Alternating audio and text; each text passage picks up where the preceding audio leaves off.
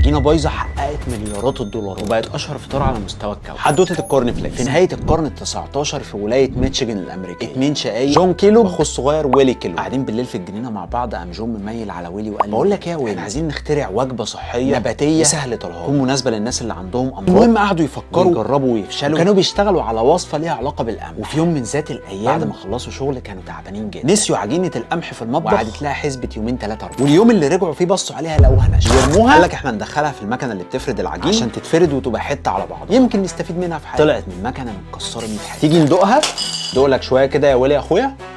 طعمها حلو مش بايظه ولا حاجه. كلوا واكلوا ناس عندهم بعض الامراض، عجبتهم وما سببت لهمش اي مشاكل. قال لك اقفش. هو ده اللي احنا بندور عليه. مبيعات جبار، امريكا كلها بقت بتفطر كورن. من ساعتها الكورن فليكس بدا يطلع بره امريكا وينتشر في كل دول العالم. من شويه قمح بايظين منجوجو ربنا يرزقك. جون وويلي كانوا بيستنوا 12 ساعه لحد ما العجينه تبوظ. انت مرفه مش محتاج تستنى 12 ساعه. ادخل على بريدفاست واطلب واحده كورن فليكس جولدن بريز، بس ده مصري مش امريكاوي.